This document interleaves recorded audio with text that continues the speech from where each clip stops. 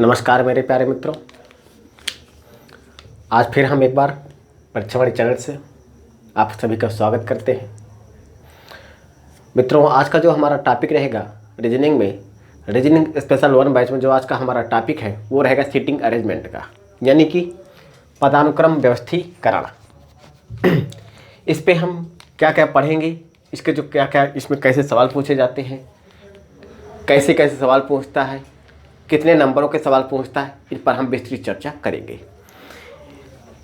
Ranking arrangement का पहले इसका मतलब समझ लेते हैं कि ये क्या होता है। ये एक ऐसा टॉपिक होता है कि जैसे आपसे पूछा जाता है कि किसी क्लास की पंक्ति में इतने विद्यार्थी हैं, इतने अंत से हैं, आपको प्रारंभ से पूछा जाता है या अंत से पूछ लिया जाता है, ऐसे क्वेश्चन आपको फेस करने को मिलेंगे। इसी पर आधारित 2 और चैप्टर होते हैं, उनका नाम क्या क्या है। एक होता है आर्डर सीक्वेंस और एक होता है हमारा सीटिंग अरेंजमेंट। क्या होता है?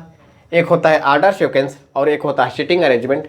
जब मैं रैंकिंग अरेंजमेंट को कंप्लीट करूंगा, इसके कुछ क्वेश्चन करवाएंगे। क्वेश्चन करवाने के बाद आर्डर सीक्वेंस को आपको और सीटिंग अरेंजमेंट के बारे में आपसे हम बताएंगे। अब बात करते हैं कि रैंकिंग में हमें पढ़ना क्या क्या है और क्या क्या नहीं पढ़ना है। रैंकिंग में हम लोग इसको 4 टाइप बनाकर पढ़ेंगे। एक होता है हमारा कुल वस्तुओं की संख्या, यानी कि टोटल नंबर, कुल वस्तुओं की संख्या या व्यक्तियों की संख्या या व्यक्ति की संख्या।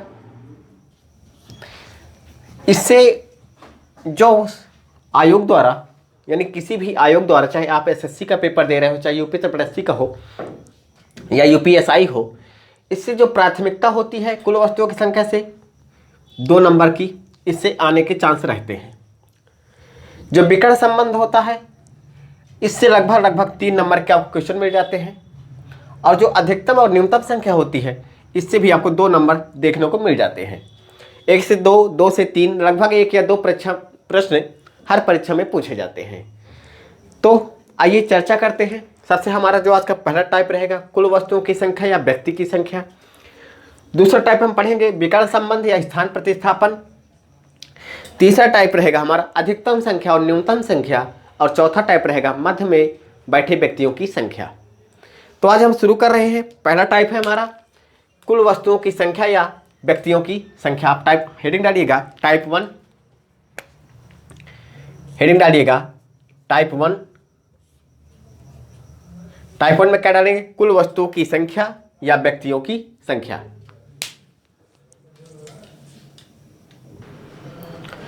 टाइप 1 को हम कुल व्यक्तियों की संख्या या वस्तुओं की संख्या, इसको हम एक क्वेश्चन के माध्यम समझने की कोशिश करते हैं कि इसमें कैसे सवाल आते हैं। इसमें जैसे मान लीजिए कोई कक्षा है, आपकी एक कक्षा है, उसमें 10 पंक्तियां हैं। उसमें एक कक्षा है मान लीजिए आपकी, उसमें कुछ 10 व्यक्ति बैठे हैं, 10 लोग हैं, मान लीजिए 12 लोग हैं। उसमें किसी व्यक्ति का स्थान अंत से 8वां है और प्रारंभ से 8वां है और अंत से क्या है, चौथा है। तब आपसे पूछा कि इसमें कैसे आपको सेटिंग अरेंजमेंट बैठाएंगे उनको। तो आइए इसको एक क्वेश्चन के माध्यम समझने की कोशिश करते हैं। आपको क्वेश्चन दिया है, एक पंक्ति में 11 लोग हैं, ठीक है। पंक्ति में प्रारंभ से अजय का स्थान 8वां है तथा अंत से चौथा है। अब इसको ये कैसे पॉसिबल हो गया? पंक्ति में टोटल तो 11 लोग हैं, पंक्ति में टोटल तो 11 लोग हैं, लेकिन अजय का स्थान 8वां है, प्रारंभ से 8वां स्थान है और अंत से क्या है, चौथा है। तो 8 4 12 हो जाएंगे।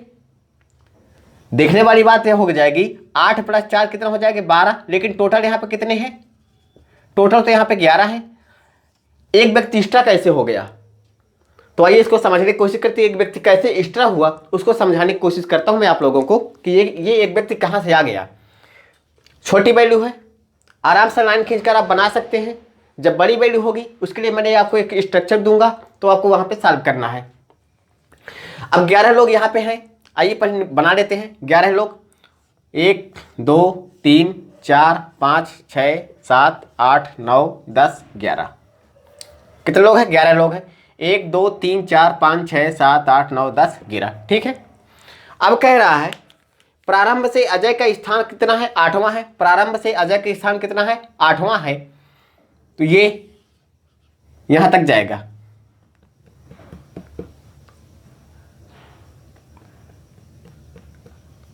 आठ यहां तक जाएगा।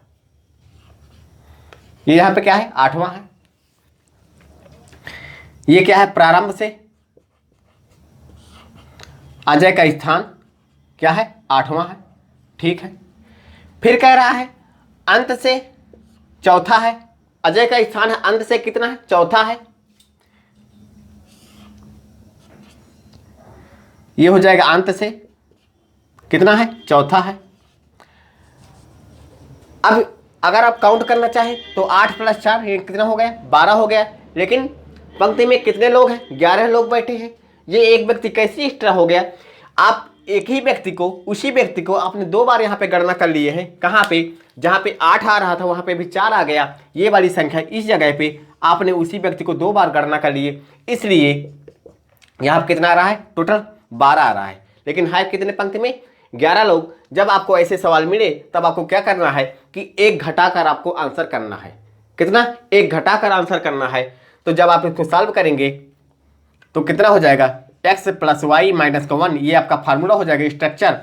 x मतलब क्या है, प्रारंभ से स्थान, y मतलब क्या है, अंत से स्थान, और क्या हो जाएगा -1 = टोटल, इक्वल टू क्या हो जाएगा, टोटल। ये आपका फार्मूला बनेगा। तो आइए इसको सही से लिख देता हूँ। और एक को मैं आपको एक प्रश्न दे रहा हूँ, एक प्रश्न के माध्यम से आपको समझाने की कोशिश करता हूँ अगला सवाल को। इतनी बात समझ में आई होगी कि ये व्यक्ति कैसे एक एक्स्ट्रा हो जा रहा था। आपने उसी व्यक्ति को 2 बार गणना कर लिए थे, इसलिए आपका एक एक्स्ट्रा आ रहा था, 12 आ रहा था। लेकिन है टोटल में कितने, पंक्ति में कितने लोग हैं, 11 लोग हैं। अब आप क्या करेंगे, इसको 12 में 1 घटा देंगे। जब 12 में जब आप 1 घटा देंगे तो कितना आएगा, आपको 11 मान यहाँ पे प्राप्त हो जाएगा। ऐसे सवाल इसमें पूछे जाते हैं। तो आइए इसका पहला सवाल लगाते हैं। अगला सवाल नोट करिए। आपके पास ये सवाल है, एक पंक्ति में श्याम का अंत से स्थान 7वां है। यदि पंक्ति में कुल व्यक्तियों की संख्या 22 है तो इसी पंक्ति में प्रारंभ से श्याम का स्थान क्या होगा। ये आपके पास सवाल है। अब इसको आप सॉल्व करना है। तो संख्या बड़ी है, आप लाइन खींचकर इसको बना नहीं सकते हैं। तो इसको एक लगाने के लिए एक फार्मूला होता है। जब आपको ऐसे सवाल मिले तो क्या होता है, x + y - 1 = टोटल। यहां पे x बराबर क्या है, प्रारंभ से व्यक्ति की संख्या, y बराबर क्या है, अंत से व्यक्ति की संख्या, और टोटल बराबर क्या है, कुल व्यक्तियों की संख्या। क्या है, कुल व्यक्तियों की संख्या। ये क्या है, प्रारंभ से व्यक्ति की संख्या, ये क्या है, अंत से व्यक्ति की संख्या और कुल व्यक्ति की संख्या। अब आप मुझे ये बताइए, एक पंक्ति में श्याम का अंत से स्थान क्या है, 7वां, यानी कि ये y की वैल्यू दे रखा है। यहां पर रख दीजिए प्लस का y, ठीक, -1 = अब पूछा है आपसे, अब पंक्ति में कुल कितने व्यक्ति हैं, 22। अब आपसे पूछा है क्या, प्रारंभ से श्याम का स्थान क्या होगा। आपके ऑप्शन दे रखा है। तो इसको जब सॉल्व करेंगे तो कितना आ जाएगा, x बराबर कितना आ जाएगा, यहाँ पे कितना हो जाएगा 6, यहाँ पे 22। इसको जब पक्षांतर करें कितना आ जाएगा, 16। यानी कि कितना, प्रारंभ से श्याम का स्थान क्या हो जाएगा, 16। यानी कि ऑप्शन नंबर आपका बी यहाँ पे करेक्ट हो जाएगा। एक बार और समझ लीजिए, बहुत ही आसान टॉपिक है, इसमें ज़्यादा आपको दिमाग नहीं लगाना है। केवल आपको एक स्ट्रक्चर याद रखना है, x + y - 1 = क्या है, टोटल। तो x बराबर क्या है, यहाँ पे प्रारंभ से व्यक्ति की संख्या, y बराबर क्या है, अंत से व्यक्ति की संख्या, और टोटल बराबर क्या है, कुल व्यक्तियों की संख्या। और आपको इस स्ट्रक्चर में आपको 2 वैल्यू दे रखा होगा, आपके तीसरे से पूछेगा, या प्रारंभ से दिया होगा और अंत से दिया होगा तो आपसे टोटल पूछ लेगा, या आपको प्रारंभ दे देगा या टोटल दे देगा तो आपसे अंत का पूछ लेगा, या आपको क्या दे रखा होगा, टोटल दे देगा और अंत दे देगा, आपको प्रारंभ से व्यक्तियों की संख्या पूछ लेगा। ये सवाल यानी ये स्ट्रक्चर आपका कुल व्यक्तियों की संख्या या कुल पंक्तियों की संख्या या कुल वस्तुओं की संख्या, जहां भी आपको ऐसे सवाल मिले कि प्रारंभ और अंतिम से, तब आपको सीधे क्या लगाना है, स्ट्रक्चर यही लगाना है, x प्लस वाई माइनस का 1 इक्वल टू टोटल। x बराबर क्या होता है प्रारंभ से, y बराबर क्या होता है अंत से, और टोटल बराबर क्या होता है कुल व्यक्तियों की संख्या। आइए इसी पे एक और सवाल करते हैं। सवाल यही है, केवल थोड़ा सा मैं यहाँ परिवर्तन कर रहा हूं, तो यहाँ पे थोड़ा सा परिवर्तन। आपके पास एक सवाल है, ये है, एक पंक्ति में श्याम का प्रारंभ से स्थान 2 से 1वां है। यदि पंक्ति में कुल व्यक्तियों की संख्या 300 हो तो इसी पंक्ति में अंत से श्याम का स्थान क्या होगा। ये आपके पास सवाल है और आपको स्ट्रक्चर दे रखा है क्या, x प्लस वाई माइनस का 1 इक्वल टू टोटल। अब मुझे आप ये बताइए, सवाल पढ़ने से आपको पता लग रहा हो कि कहाँ से दिया, प्रारंभ से दिया है कि अंतिम से दिया है। दिया कहाँ से है, प्रारंभ से, और कितना स्थान दिया है 201, तो यहाँ पर रख दीजिए x की जगह क्या रखेंगे 2 से 1 रख दीजिए, प्लस का y, और क्या दे रखा है आपको कुल व्यक्तियों की संख्या दे रखा है माइनस का 1 इक्वल टू कुल व्यक्तियों की संख्या यहाँ कितनी है 300 है, ये रख दीजिए। अब आप इसको सॉल्व कर लीजिए। आपको ऑप्शन क्या दे रखा है 500, 100, 99 और 500 1। इसको जब आप सॉल्व करेंगे तो y बराबर कितना आ जाएगा, यहाँ पे आपको 100 आ जाएगा।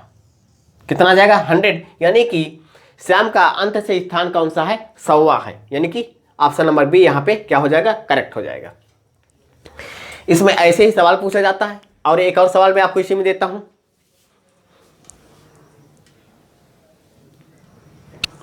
आपके पास एक क्वेश्चन है, एक पंक्ति में श्याम का प्रारंभ से स्थान 298वां है तथा श्याम का अंत से स्थान क्या है 2 से 1 है, तो कुल व्यक्तियों की संख्या क्या होगी। तो आपसे पूछा क्या है इस बार, कुल व्यक्तियों की संख्या। आइए लगाते हैं। प्रारंभ से यानी कि x का मान कितना दिया है 298 दिया है, रख दीजिए यहाँ पे, प्लस अंत से कितना दिया है 201 रखा है, इसको भी रख दीजिए, माइनस का 1 इक्वल टू टोटल। अब यहाँ पे कितना आ जाएगा, इसको सॉल्व करने के बाद आपको कितना प्राप्त हो जाएगा 2 2 4, यानी कि 498, जो कि आपका ऑप्शन नंबर यहाँ पे सी करेक्ट हो जाएगा। कुल व्यक्तियों के सेटिंग रैंकिंग अरेंजमेंट में आपको पहला टाइप में आपको पढ़ाया कुल व्यक्तियों की संख्या वस्तुओं की संख्या। इसमें 3 टाइप के सवाल बनते हैं, प्रारंभ दे देगा और अंतिम दे देगा तो आपसे कुल व्यक्तियों की संख्या पूछ लेगा, या आपको प्रारंभ दे देगा और कुल व्यक्तियों की संख्या देगा तो आपसे अंत की व्यक्तियों की संख्या पूछ लेगा, या आपको अंतिम व्यक्तियों की संख्या दे देगा और कुल व्यक्तियों की संख्या दे देगा, आपसे प्रारंभ के बारे में पूछ लेगा। तो आपको ऑप्शन क्या लगाना है, आपको सिर्फ और सिर्फ क्या लगाना है x plus y minus 1 equal to total. ये आपका इसमें पहला सवाल था, यानी कि पहला टाइप था। इसी के आधार पर टाइप 1 में भी एक दूसरा सवाल बनता है, उसको आइए नोट करते हैं वो कैसे है, उसको कैसे सॉल्व करेंगे। तो आइए देखते हैं आपके सामने क्वेश्चन नंबर 2, यानी कि उसी के आधार पर टाइप 1 के ही आधार पर काम करते हैं। आइए लगाते हैं। अगला सवाल है,